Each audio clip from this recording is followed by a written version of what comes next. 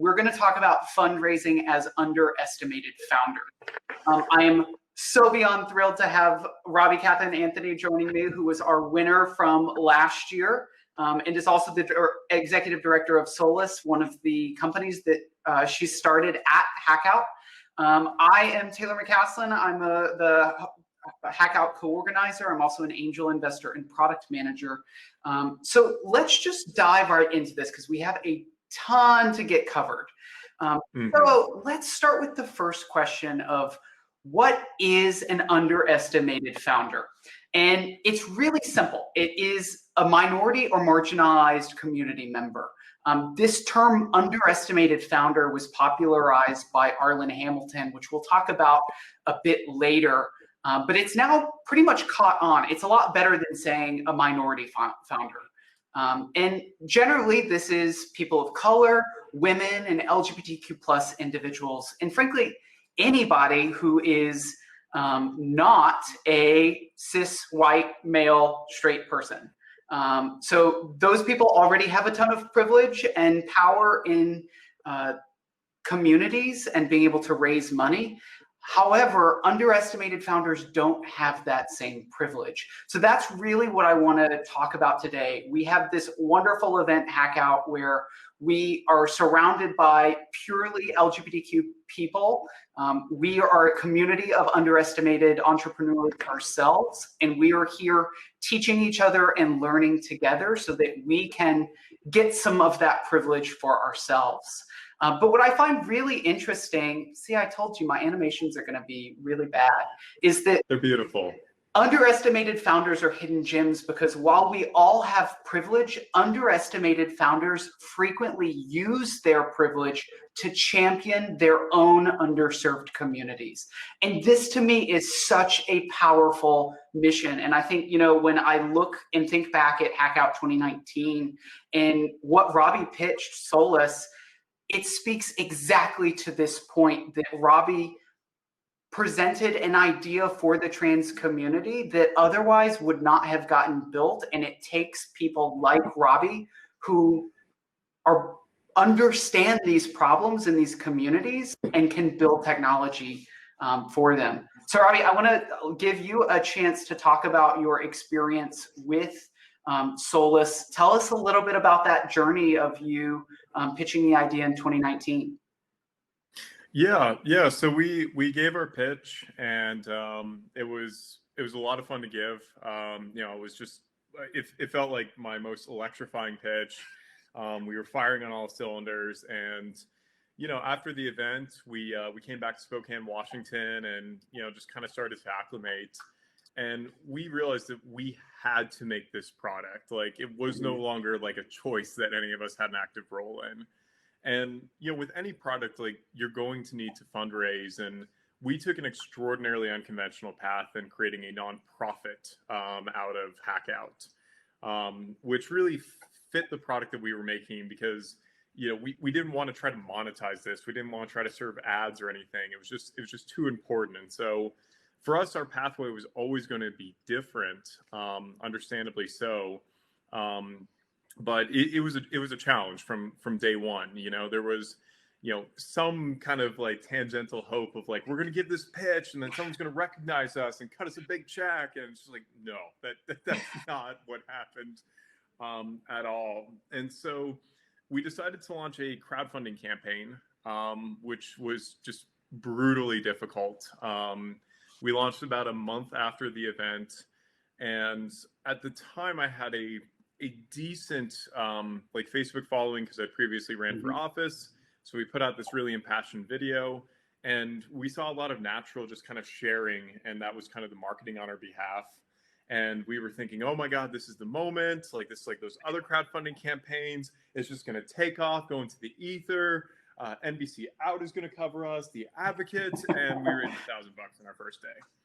So it was pretty evident to us pretty quickly that this was going to be a really, really long and painful and uphill process, and that, you know, there was really going to be no just like endowed like privileges that came with it, and we would have to just keep slogging through it over and over again. And so one of the things that kind of, loops you into this conversation is after we launched the crowdfunding campaign and the donations were kind of starting to trickle off a little bit, I started doing these Facebook Live videos called 100 Days of Solace. It was one of the worst decisions I've ever made because every single day I had to create this live video. And I really did it for myself for accountability, because I thought, if I have to share something every single day, I have to do something interesting. And so we used that to try to generate donor interest. We were still picking up some dollars, but it kept on just decreasing. We looked like we were flatlining. And then I remember those videos, and I remember them showing up on my Facebook feed, and just it kept reminding me of that moment at HackOut where you got a standing ovation at the final presentations, because I think we all felt that you were building something important. And so I want to table more of our conversation. I don't want to give it all away just yet. So let's talk about, you pitched an idea at HackOut, and then you turned it into a business. So let's help everyone understand what that process actually looks like. So let's talk a little bit about what startups are. Basically, it's a young company generally founded by one or more entrepreneurs in order to develop a unique product or service to market and bring it to market. And that is sort of the essence of exactly what you did at HackOut with Solace. And I think only amazing things are coming. I don't want to give it all away. I know we'll talk about some more of those things here in a minute. So what is the goal of a startup?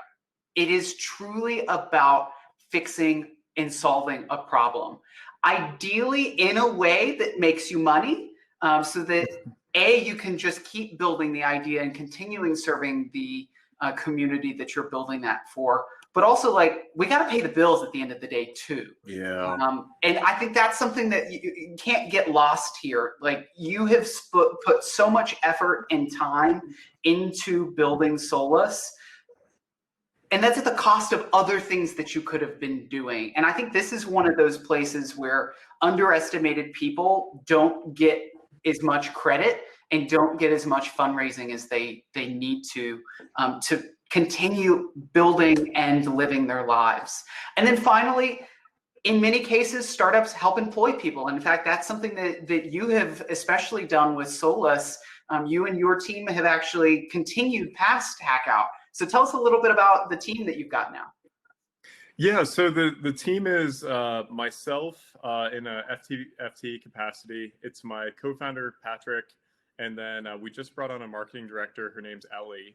And then it was actually very fitting. We're actually working with another one of our participants from the HackOut team, Juan Pablo again, because he ended up scoring a grant from the Wellspring Foundation, which, if I recall correctly, during our pitch, the judges said we have to aim our sights a little bit lower because we'll never get one. So it's very fun to be back and working with him. But yeah, we're making money. We can actually feed ourselves. I lost like 20 pounds during the crowdfunding campaign. And it's everyone's livelihood right now. It's so exciting in and of itself, like even outside the product. And that's kind of the high watermark for these things.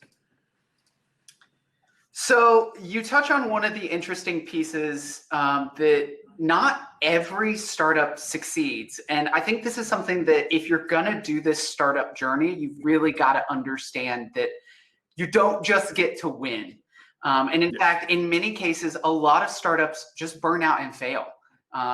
And I think that's the saddest truth, but it happens the majority of the time.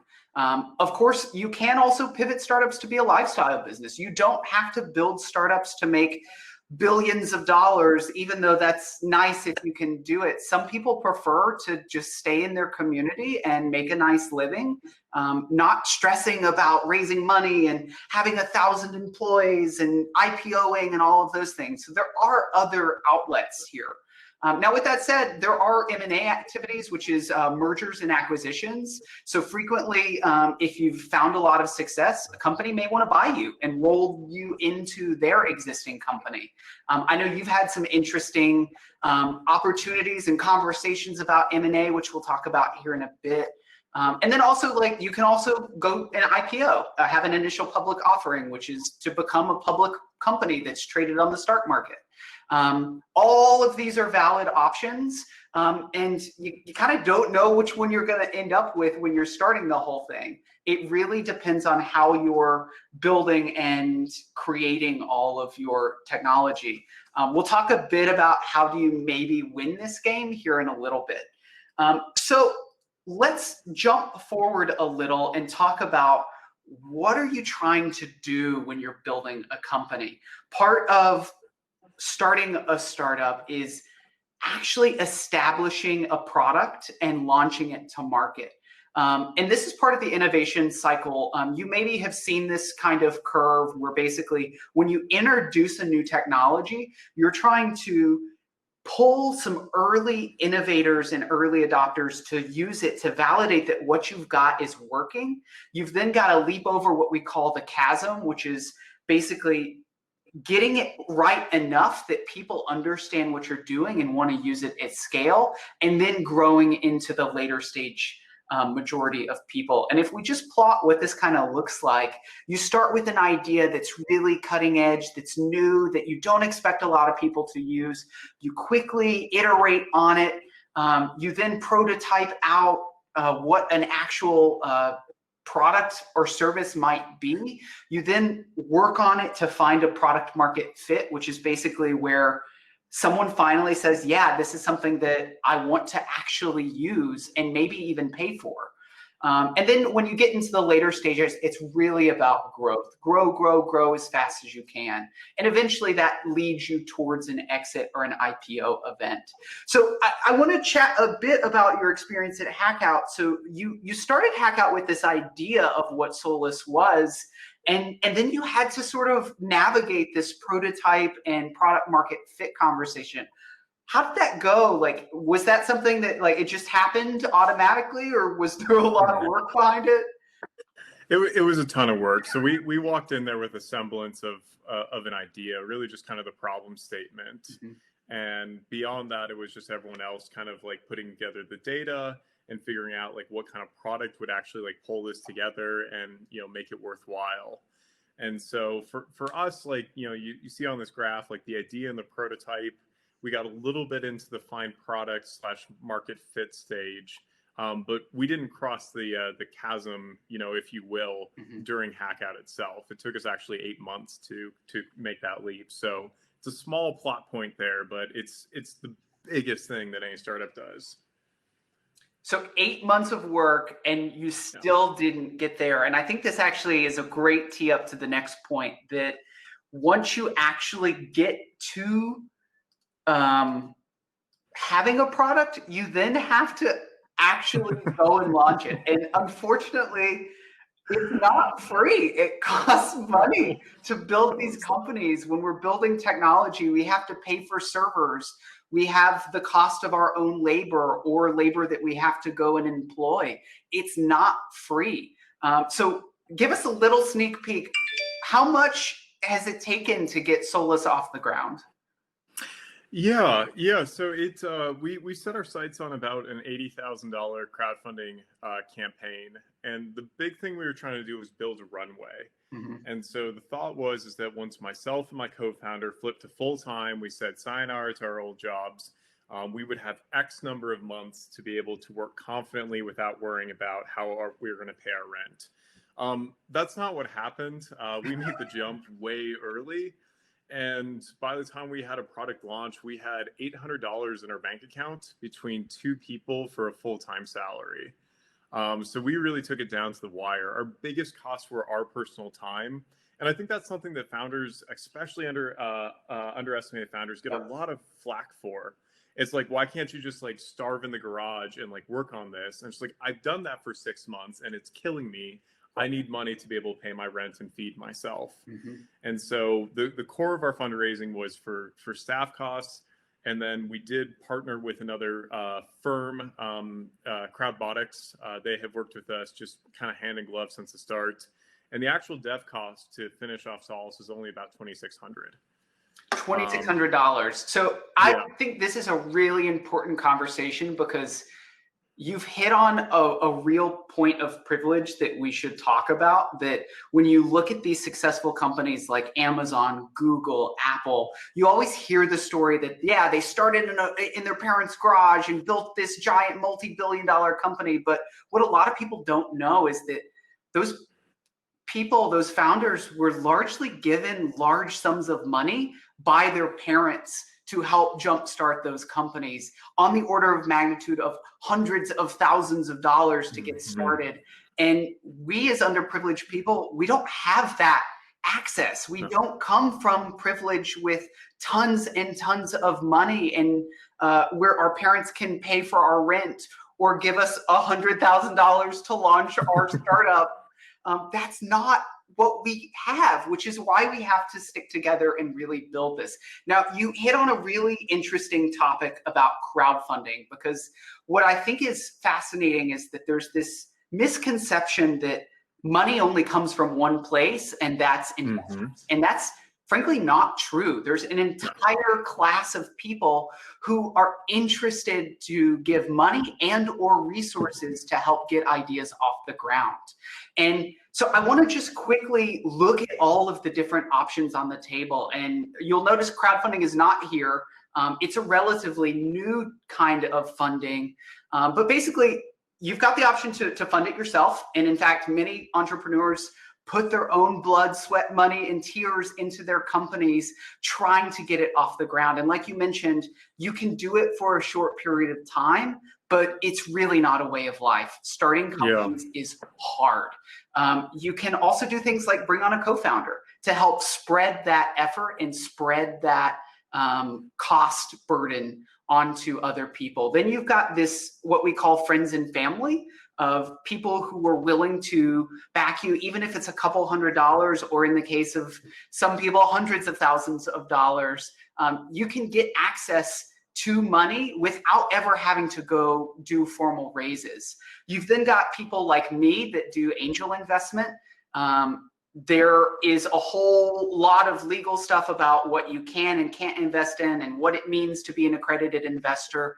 But generally, it's people who have some amount of money and are interested to get in early at companies. You then move to later stage venture capitalists, which are generally more like funds, and that's what you hear Silicon Valley really talking about.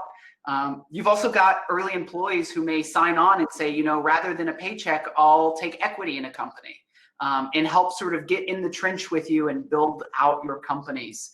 And then the other piece is, and you hit on it exactly, is crowdfunding. We've now seen some regulation changes where everyday people like you and I can go and invest in companies via Kickstarter-like campaigns.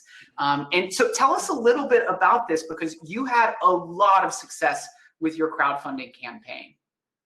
Yeah. So, you know, and just to kind of further open source like this process, like, you know, I just want to make it very clear, like, we talk about like the 8-month lead up to the product launch, and, you know, the question of privilege around, like, you know, how to do that.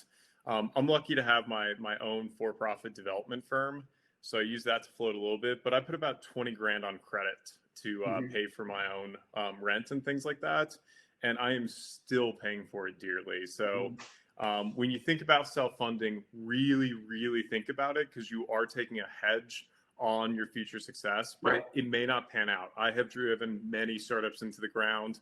Some have just been taken offline for reasons I couldn't control. I got really lucky this time, but it's still coming at a very high price. But the crowdfunding was essentially to build up the cash so we could stop paying for things on credit, and actually move forward. And yeah, it was friends and family. It was people we'd never even met. It was people catching wind of this thing and saying, hey, I'll take a chance on this idea. There's not a lot of security around if they'll be able to give it back.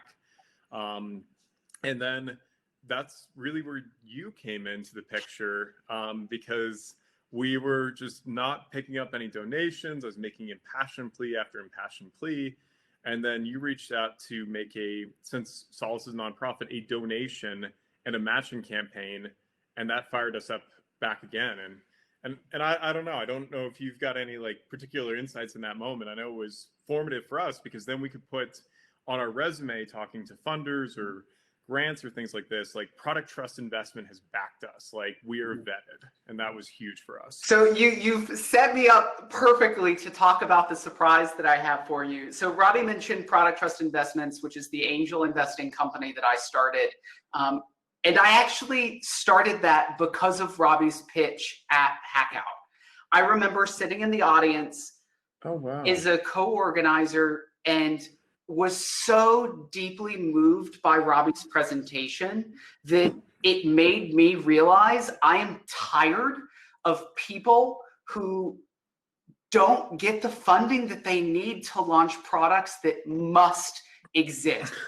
We were in tears giving you a standing ovation because Solace is a technology that needs to exist for our community. And it was in that moment where I said, you know what, this is where it's my turn to step up and leverage the privilege that I have to go and help people, particularly LGBTQ individuals, beat the odds. And so you are truly my inspiration for starting Product Trust Investments. And I had no idea. Wow.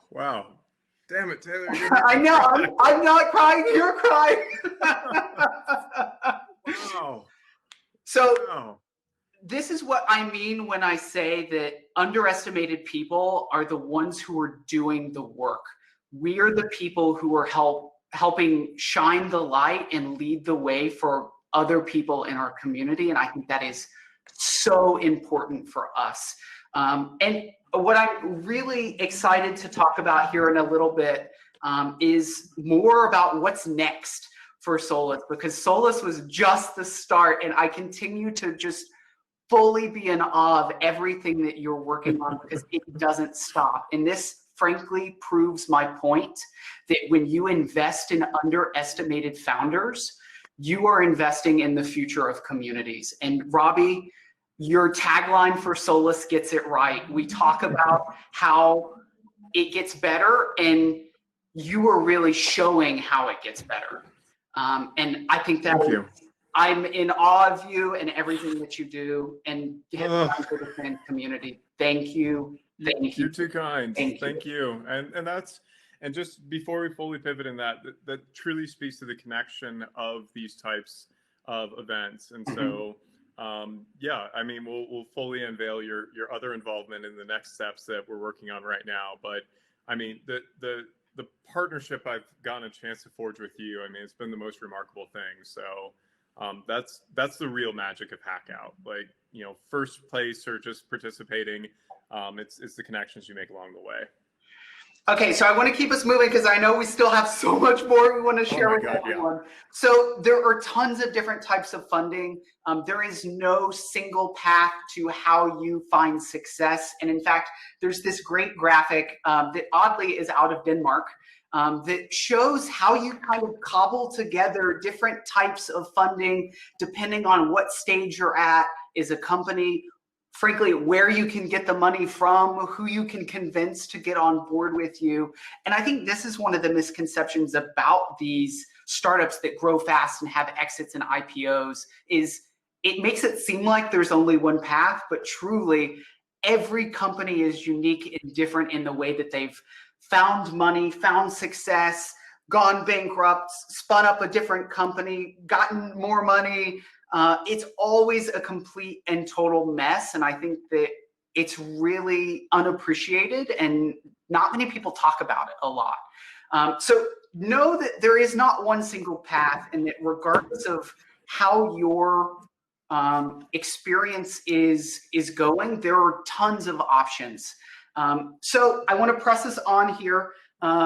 Looking at that in slightly a different way, you got this nice graphic that kind of shows why you need to raise money, and that it's at the early stages of building a startup.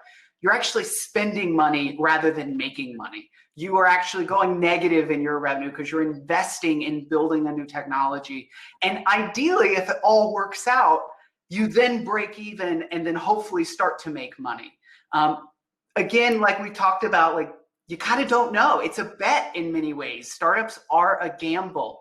And so when you hear about angel investing VCs, seed rounds, Series A, Series B. This is what that process is talking about, is raising money to continue growing revenue and pivoting the product to find new and larger markets.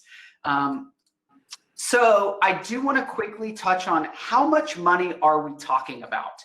Because I don't think this gets covered very frequently. When you look at the dollar amounts around the amount of money it takes to build businesses, the numbers get big fast. And this is where I think underestimated founders, again, do the best, because we by nature are scrappy people. We know how to do more with less.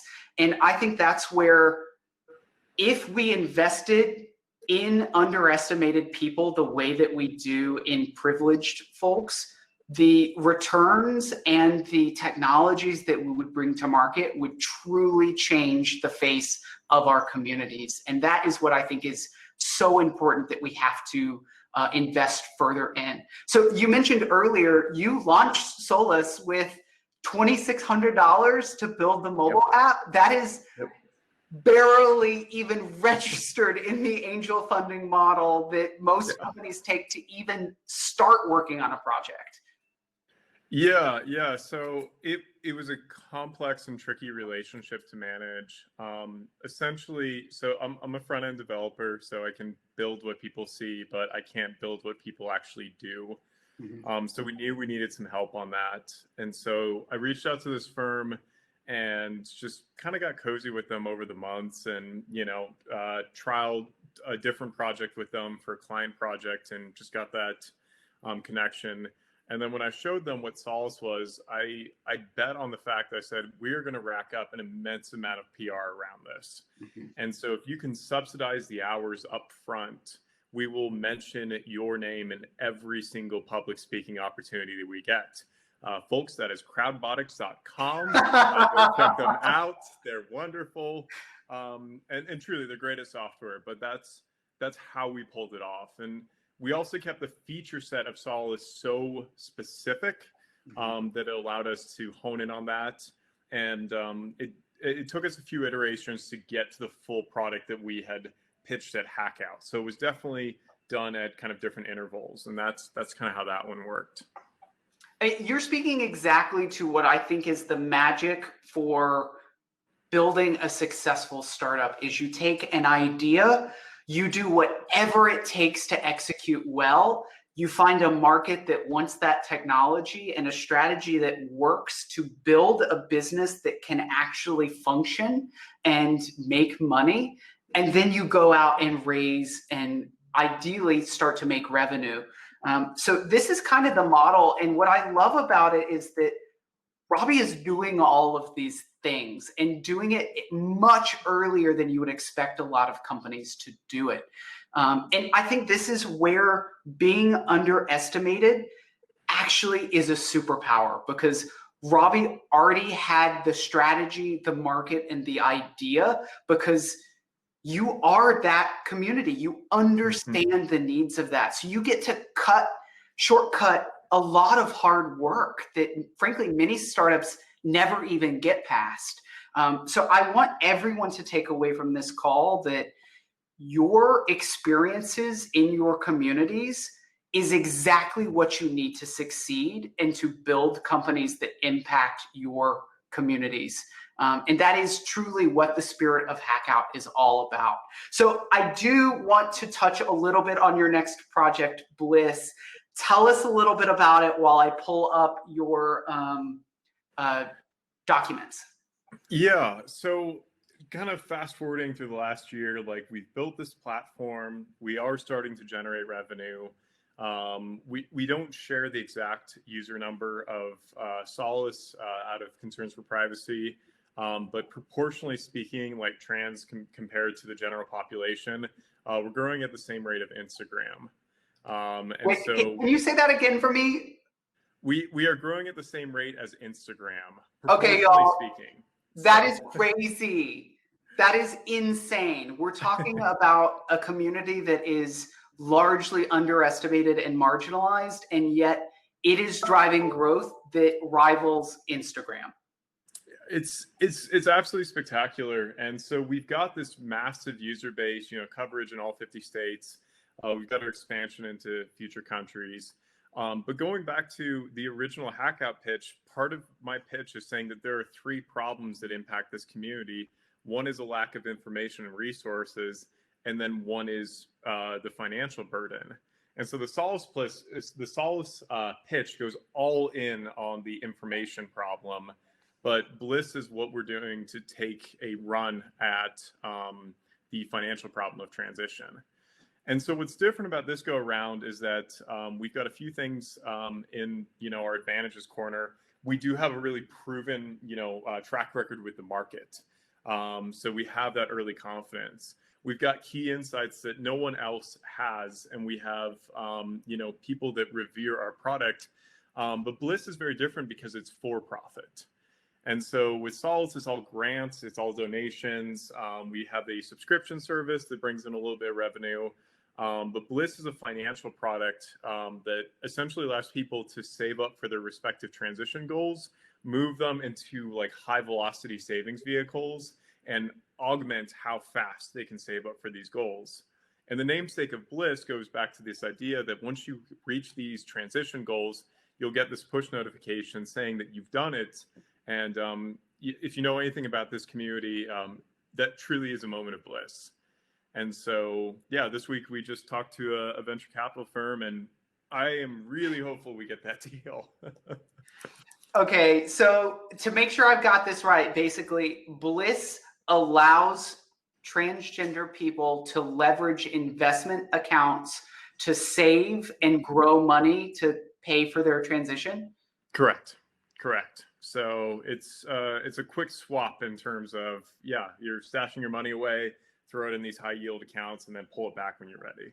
So I want to shine a light on Robbi for a second, because I think when you're underestimated, you have to put in more effort to get people to listen to you. And this that I've got pulled up is the documents that Robbi has assembled to both back the business plan, which is frankly a large document of all the things about the company. You'll notice it's 20 pages long. And that's the abbreviated version. Yeah, that's right. You do have a longer one that I think is more like 50. So you've got the business plan here. You've got details and data about how much it actually costs to transition, which I do want you to talk about for a quick second, because one of the things that I remember from your pitch at HackOut was, I think we all understand the concept of transition, but you don't realize everything else that it costs to transition. And I remember you talking about, how do you as a trans person learn about buying your first bra? And still that struggling. Truly it broke me in the audience. That was when I lost it, because it's that moment where you realize it is the most human thing to not know how to do something for the first time. How do you tie a bow tie? How do you buy a bra that fits?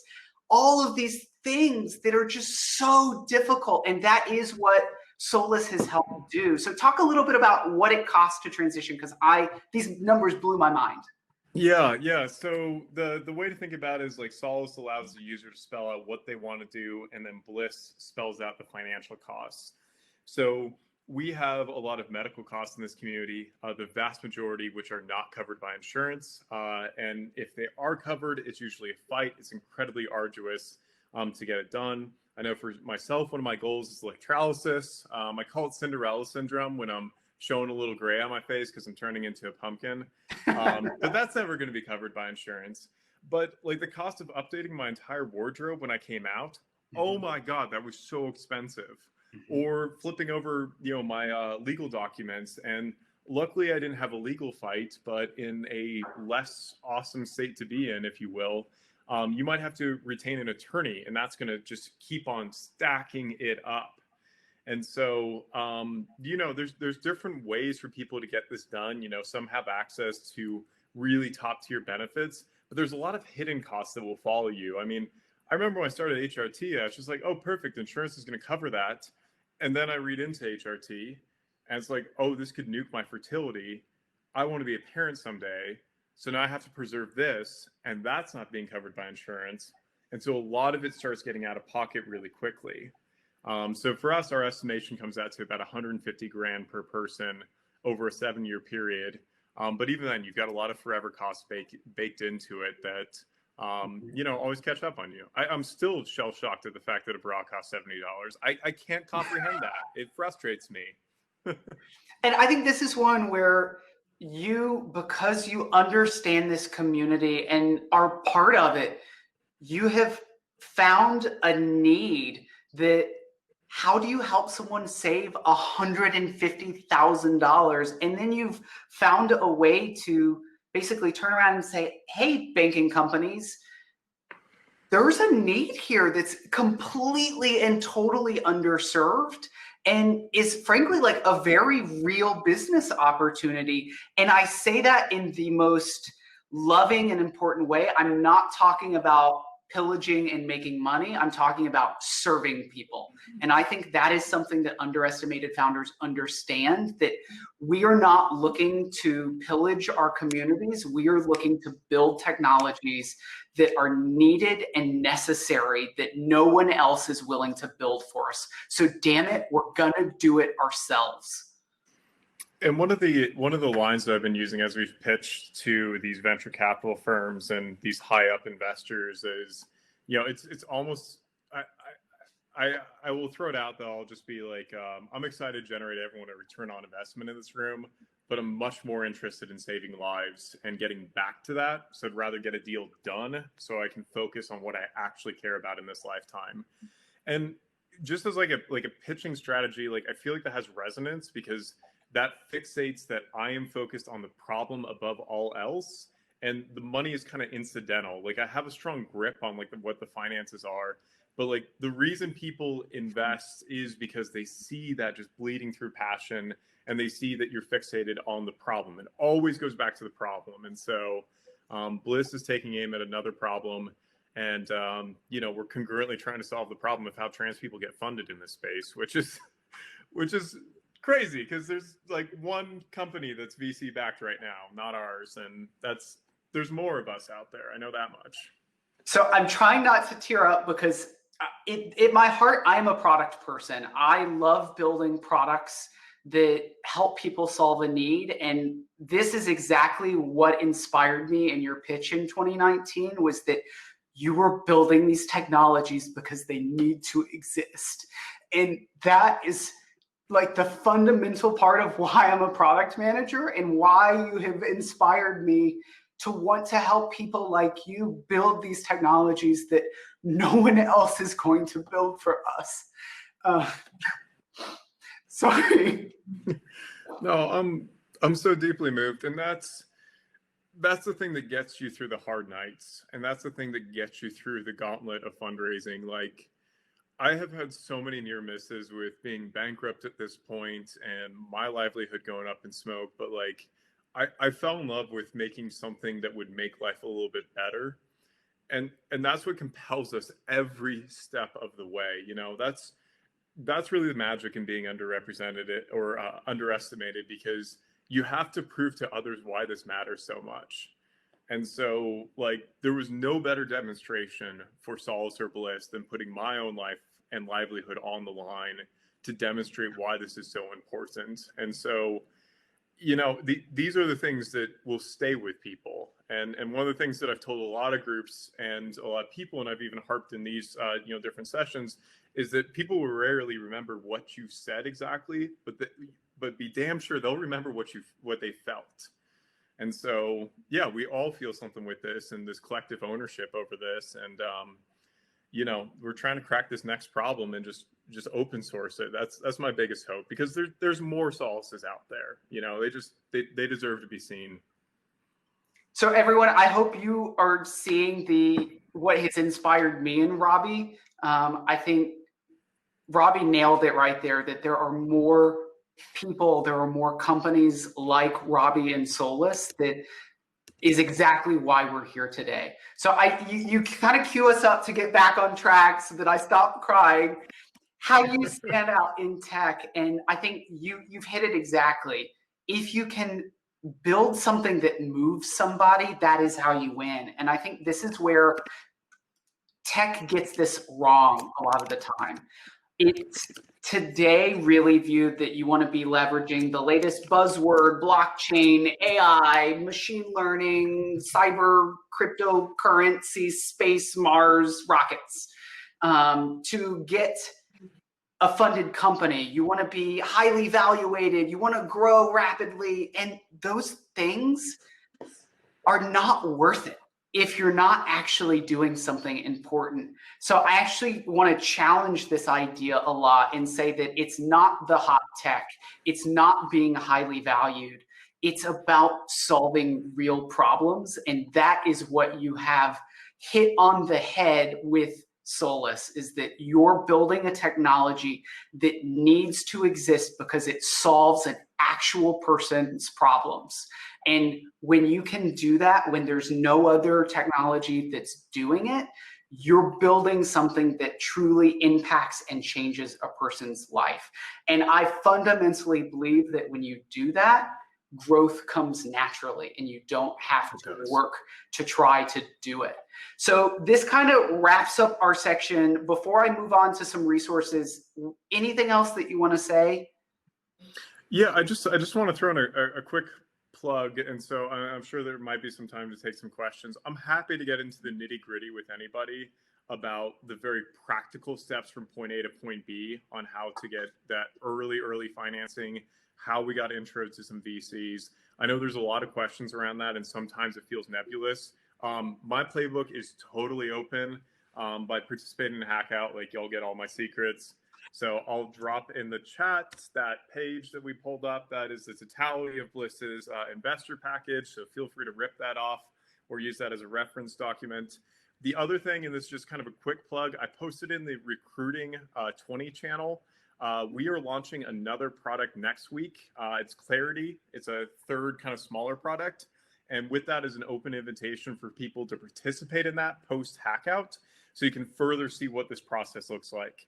And we might totally fail on that product, but you will get all the insights to move forward, and that at bare minimum, you can learn from our failures to succeed after us, or you can participate this and put your thumbprint on that, and continue to move forward. Because so much of this experience is what happens after, and my job is to continue to just make sure y'all get that. So those are kind of my closing thoughts on that area. So you heard it here. Not only has Robbi launched one app, she's working on launching a second one that has a full business model associated with it, and now a third app. This, to me, is exactly what it means to be an underestimated founder, is you keep delivering in a way that is like truly awe-inspiring and shocking, unstoppable. I cannot imagine building one app, much less 3 of them. And I know you still have other things you're cooking up. I do. So I want to keep moving. There are a few other resources that we've got for you. Start Out is actually hosting a fireside chat with Arlen Hamilton. You heard me talk about underestimated founders. Arlen is the person who basically championed and invented that term with her company Backstage Capital. This is going to be a wonderful event. So a chat with Arlen. If you attend, you also get Arlen's book. It is a paid event, but there are also tickets available for financially challenged individuals. So know that you can get access to this event. So check that out. I actually just listened to Arlen's audiobook 2 weekends ago, and it gave me life. It gave me everything that I needed, and I feel inspired again. I actually highly encourage the audiobook because it's narrated by Arlen herself. And it feels like a conversation with Arlen. And if you don't know about Arlen, she is a Black woman, lesbian, venture capitalist. So she is part of our community, and again, is just someone else that is underestimated looking to make a difference. So go check that out. We'll definitely share the link. There is that link. And then we also have another thing that I want to talk about, that there are other people making moves in this space. The industry, tech in general, has recognized that underestimated people have so much to offer. And Robbi is the classic example of this. We're now seeing funds spin up that are focused solely on underestimated founders. So check out these. I've got this link for you here. And Taylor, I've got something of a secret to share with you. So that specific tool you're talking about, the startup investor matching tool, that's how Bliss got its intro to venture capitalists. So really, that was what started that conversation. Wow. Yeah. So when we were going back and forth and making some noise on Twitter and kind of doing some calculated call outs, it was about a week later that we got the intro, and then we went through the process with them. So these tools, whether it is, you know, the investor connector tool or reaching out to Backstage or whomever, you got to think of it like you're taking a shot in the dark, and you just push it out the door. You assume it's going to be a no, focus on the next thing, and you build up that pipeline enough. I mean, we applied to hundreds of things, and then all you need is that one yes.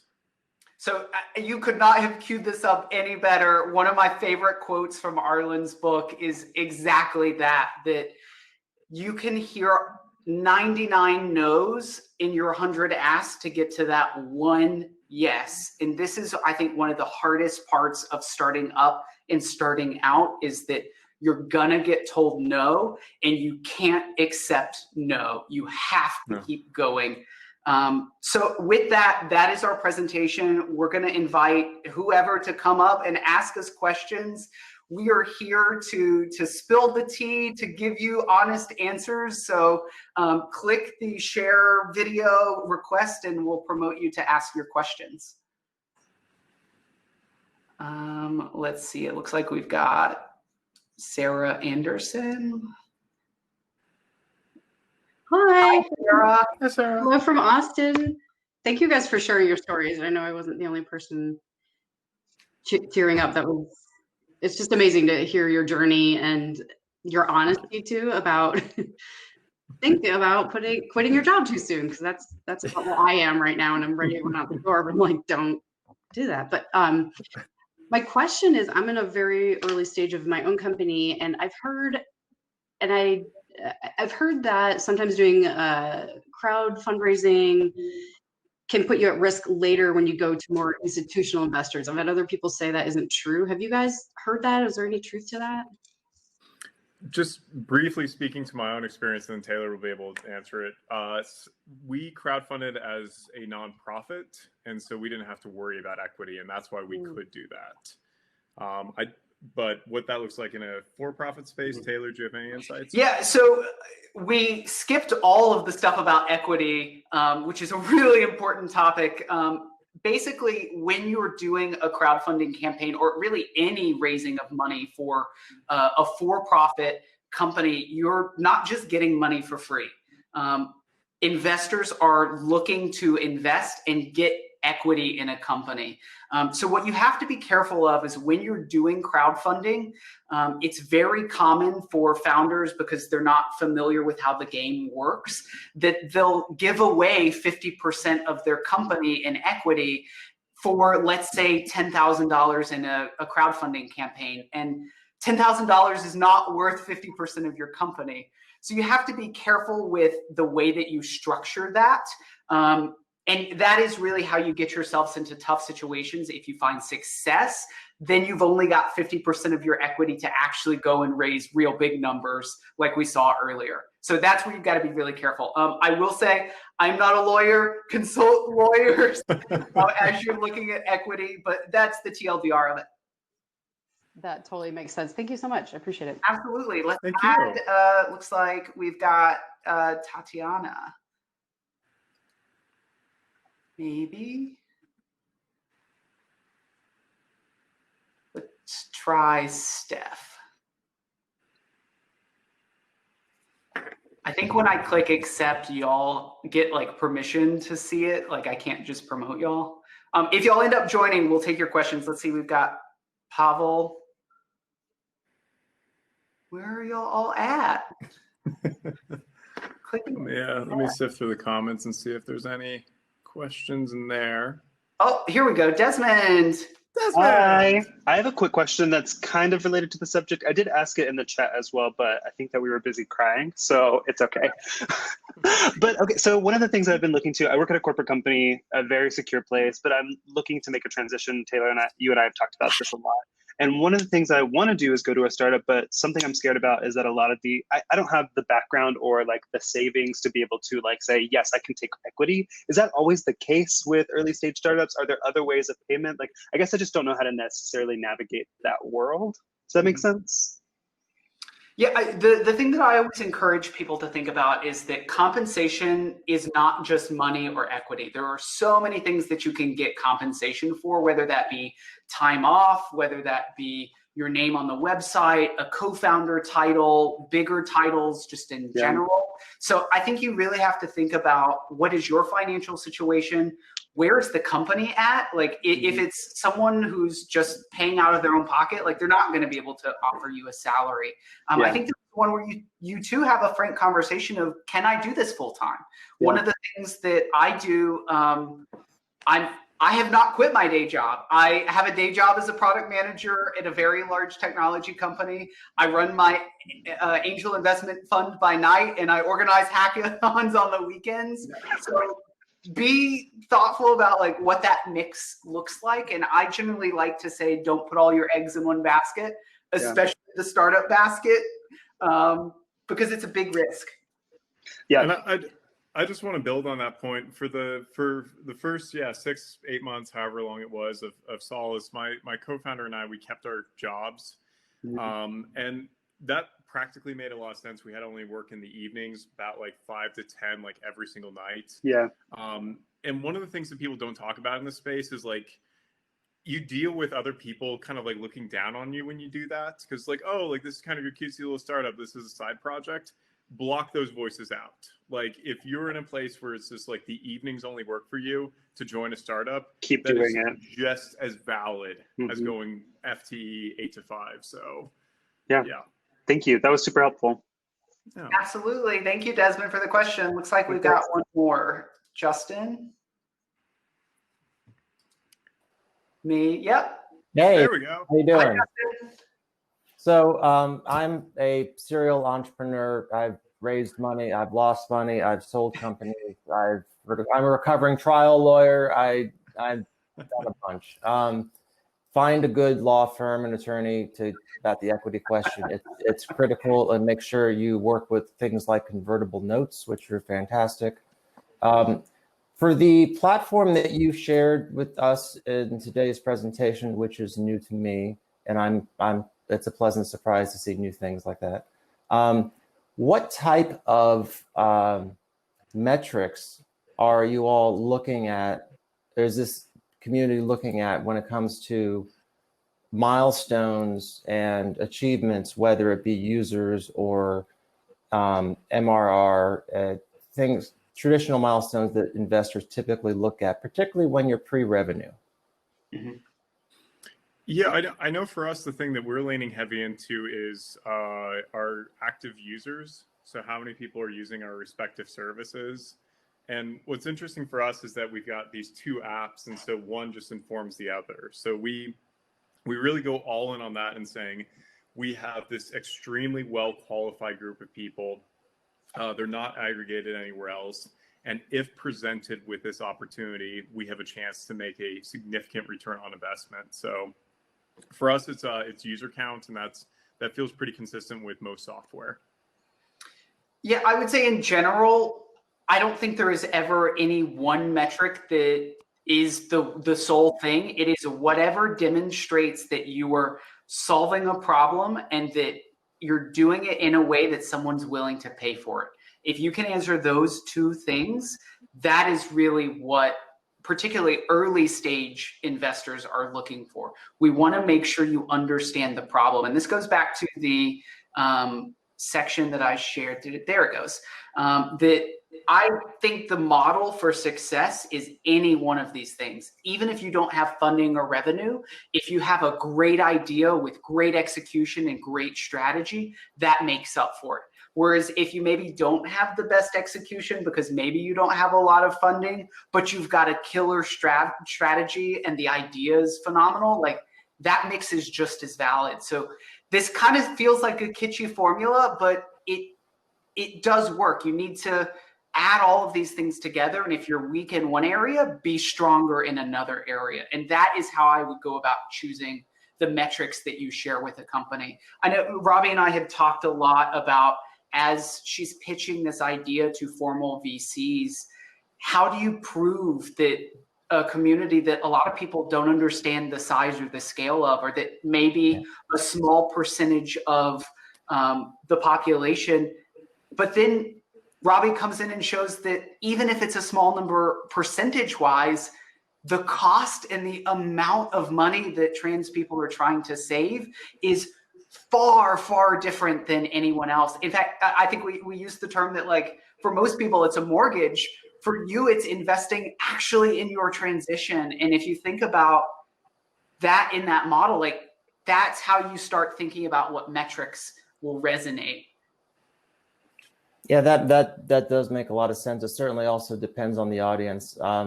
Quick story: I pitched to more people than I care to admit, and been told no more than 99 times, but told yes enough times to keep me going at this for more than 11 years now.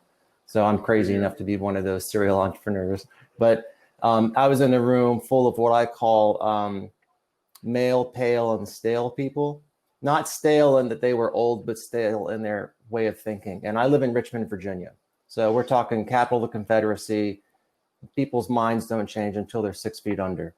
That's a bit much maybe. But afterwards, people were all into it because I was able to pass as a white male into the room. But once I started using acronyms like LGBTQ, people shifted in their chairs and they got uncomfortable, took out their phones. And afterwards, someone approached me and said very kindly, "Why don't you look to your own community for money rather than us?" And I thought, wow, y'all just missed out on a great opportunity. And that is exactly it. Is we can't expect to walk into the room. So God damn it, we're going to build our own community and do it ourselves. In fact, I have the same thing that you do. I look like a cis white guy. And I can walk into a room and have a whole lot of privilege. And so I go out of my way to do things like put on this pin when I'm in a room where I don't think I'm welcome, to make a point that I am here and queer and I have something to say and you don't get to ignore me. Robbi, you had a really interesting thought on this topic, particularly because of your life experience. Do you want to touch on that? Yeah, can you set me up just a little bit?